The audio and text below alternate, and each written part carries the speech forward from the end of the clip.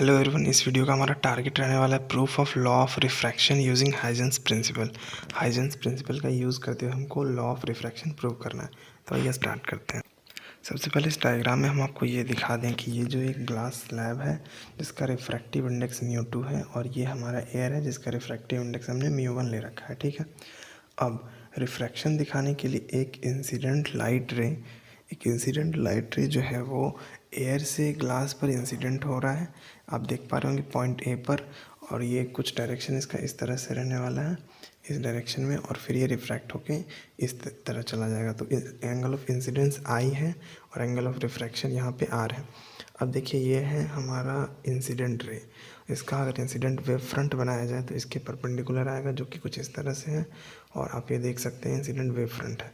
अब ये angle of incidence आई है, तो ये वाला एंगल कितना 90 माइनस आई, और फिर से वापस से ये कितना हो जाएगा आई हो जाएगा। ठीक है, इसमें कोई दिक्कत नहीं होगा आपको, ये बस थोड़ा सा समझना होता है।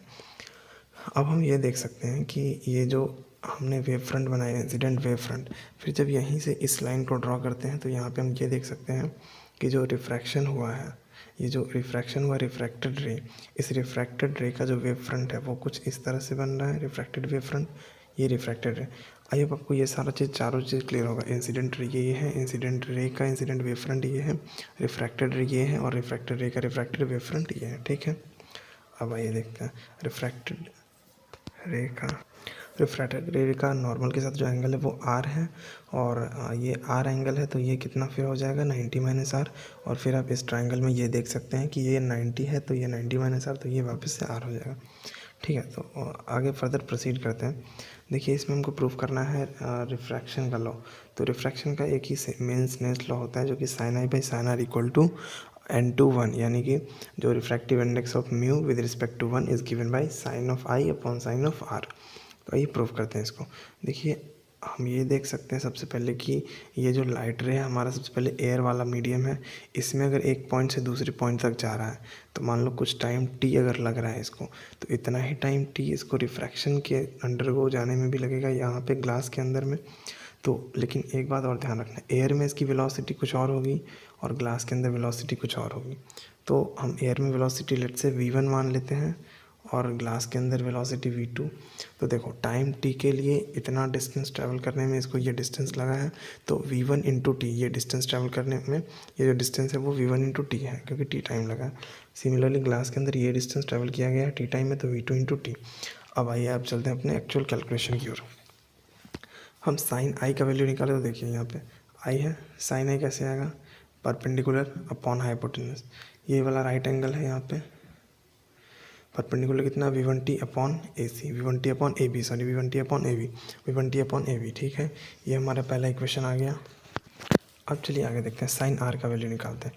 साइन आर का वैल्यू कितना आएगा, देखिए यहाँ पे आर है, ये वाला परपेंडिकुलर है, ये सॉरी परपेंडिकुलर राइट एंगल है, ये वाला हाइपोटेनस है। Sine are equal to P upon H, v2t upon A B, v2t upon A B. देखिए sine are equal to v2t upon A B, ये ए डी उसका नाम हमने रख रखा था। अब देखिए sine i by sine r करते हैं तो हमको मिलता है v1t upon v2t, t get cancel, v1 upon v2 ये आ गया, v1 अपॉन vt को। अब देखिए हम एक चीज़ आपको बताते हैं, रिफ्रैक्टिव इंडेक्स निकालने का जो फॉर्मूला होता है mu equal to c by v, ये आप देख सकते हैं यहाँ पे mu equal to n equal to c by v. तो अगर v की वैल्यू निकालें अगर हम, तो v equal to c by n, और अगर v1 निकालेंगे तो क्या आ जाएगा c बाई एन वन, क्योंकि c तो कांस्टेंट है, v2 equal to c by n two. अब इसी को हम प्रोसीड करते हैं आगे फर्दर। तो v1 बाई v2 को हम लिख सकते हैं c by n one upon c by n two. ठीक है, तो c get cancel, n2 upon n1 आ जाएगा मेरे पास।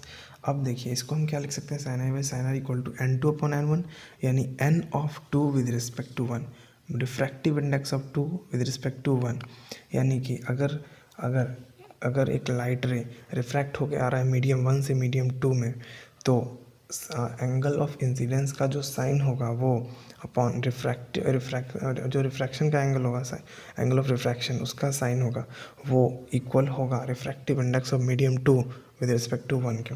आई होप आपको ये सारी चीज़ें क्लियर हो गई होगी, आपको सारा कुछ अच्छे से समझ में आएगा। एक बार फिर से आप डायग्राम देख लो और सारा कुछ अच्छे से नोट कर लो। आई होप आपको ये वीडियो बहुत अच्छा लगा। Thank you very much for watching.